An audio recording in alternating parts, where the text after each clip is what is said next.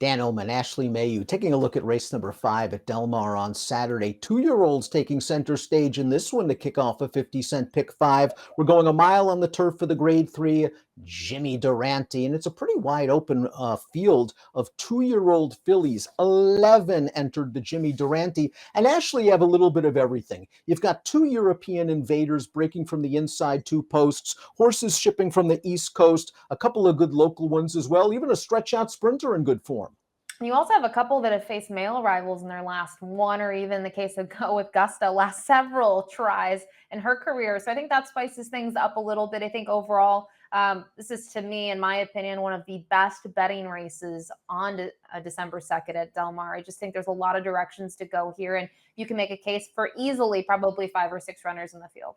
Now, while we think 2-year-olds, we usually think speed. There's not a ton of speed, I didn't think, in the Jimmy Durante. Feisty Matoli came from off the pace last time out, but she's stretching out 3 furlongs off her maiden win. I won't be surprised at all if she goes out there for the lead. A horse like she is romantic is more tactical, as is the 4 Circle of Trust. I guess there's a chance Feisty Matoli can get to the lead, drop the anchor, and get a breather.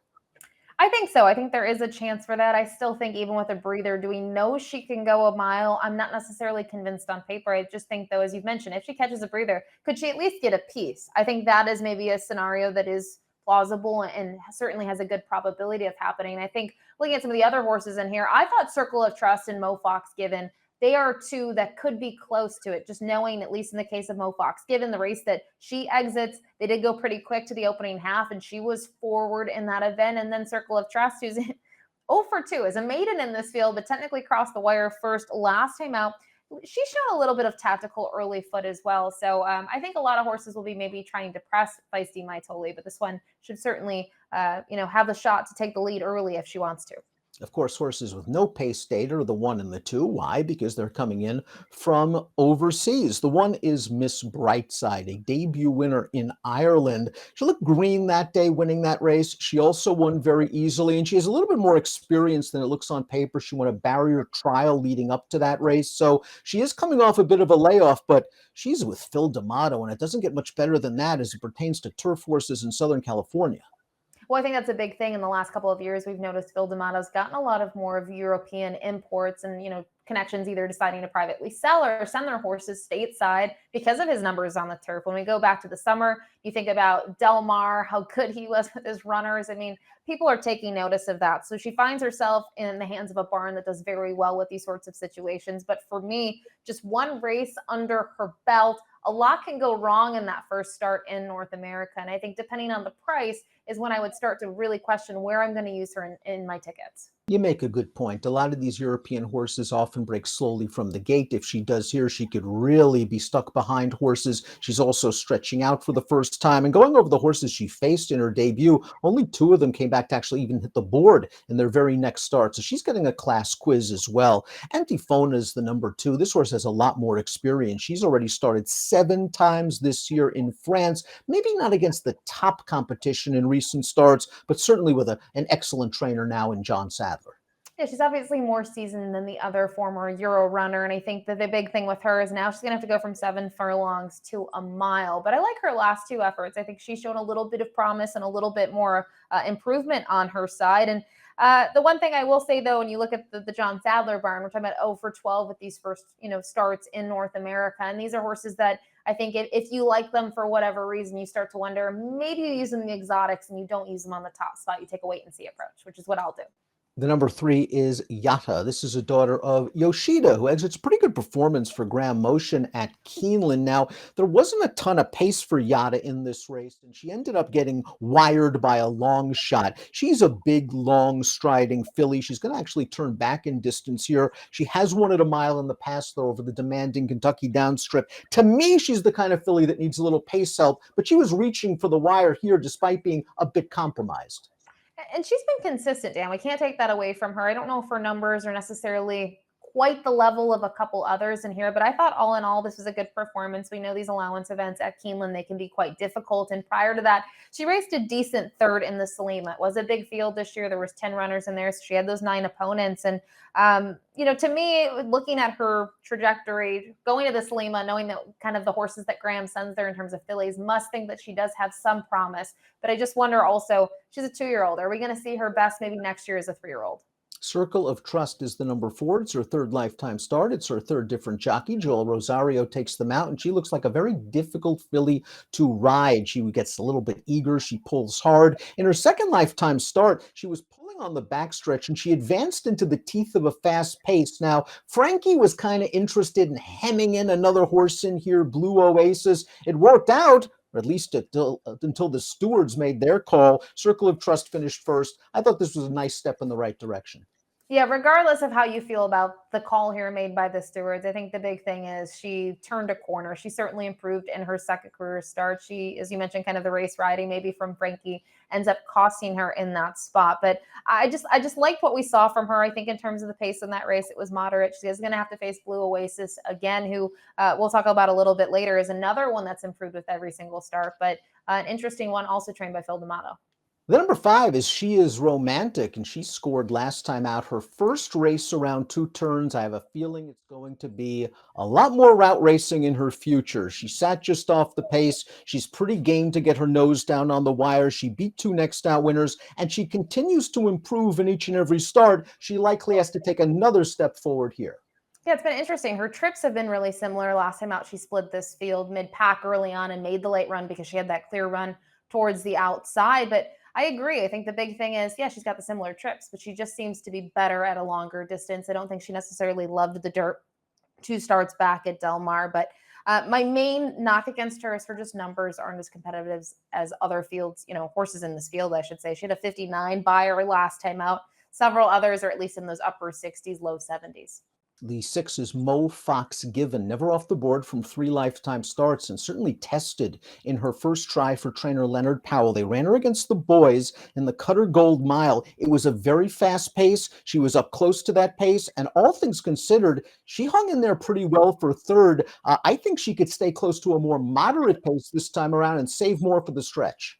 I am really intrigued by Mo Fox Given. I was actually on hand for her debut. I remember for 2 reasons. She wins easy, but it was more or less the price on the tote board. She was 49-1 in that field. So I followed her since then quite closely. And I think seeing the way she's progressed, she's done, she's exceeded every expectation that potentially her connections have had. The betting public didn't like her on debut. She ends up being 2nd next time out. And I think all in all, she was close to that hot pace last came out, but I like that she still was able to round out the top 3. She's beaten by 4 lengths. Lord Bullington for Michael McCarthy was just so impressive in that race. And I think that's something to read into because that one was able to almost draw clear by 4 lengths.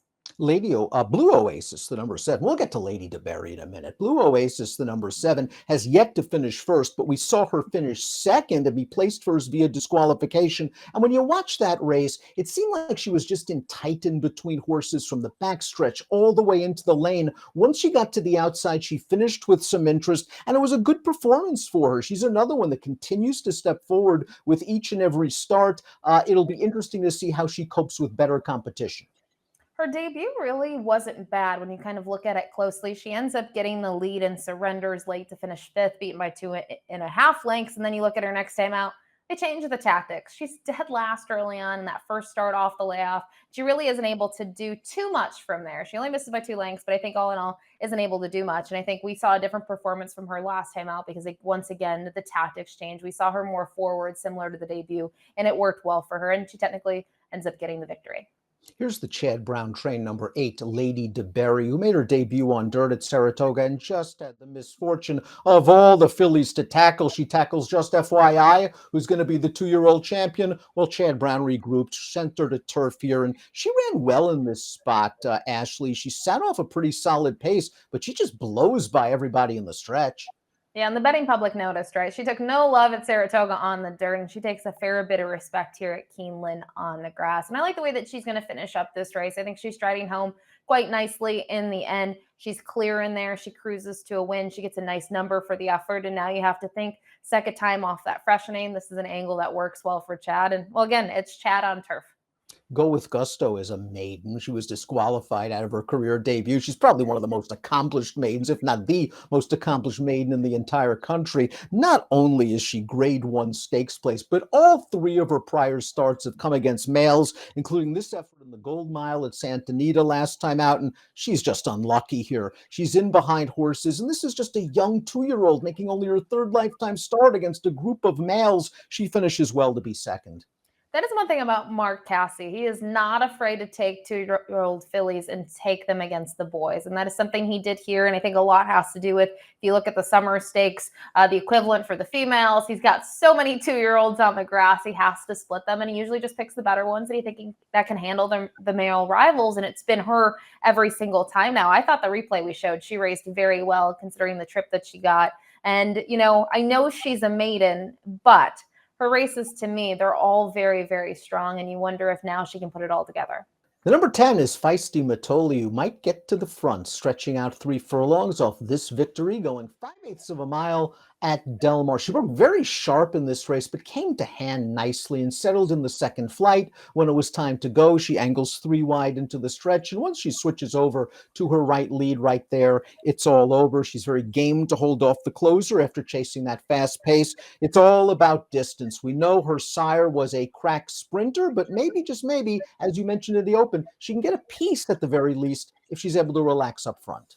I think that's possible. I guess my other knock on her is not just the distance, because a lot of these horses, right, we know the mile is going to be fine for them. What changed things for her last time? Because you try to see if it was equipment, or was it a change in distance, or was it rider? Maybe it was a rider, but now she's going to get a new rider again. So I don't know what to attribute it to, but she certainly improved. 2 starts back, obviously they went, fast early on. She had problems out of the gate, so she was at a disadvantage. But even 3 starts back, she kind of gave it up late. She coughed up in the stretch, and she ended up finishing 6th, beaten by 3 1/4. So it's a little tough. I can maybe make some excuses for her first 2, knowing one was on dirt, and looking at her rival in that next race. Laurent ends up winning pretty impressively and took some respect from there on out. But, it wouldn't be shocking, but it also wouldn't be shocking to see her take a step backward. Don't love the post position for the 11 Zona Verde, but I do think she's lurking a bit under the radar. She won her North American debut at Del Mar in a maiden special weight, and I just think she was completely pace compromised in the Surfer Girl. It was a race they ran 1, 2, 3 all the way around the track. The fractions speak for themselves, very slow, and Zona Verde just couldn't make up any ground. She should get a better setup here. I think she might be a little bit better than she looks on paper.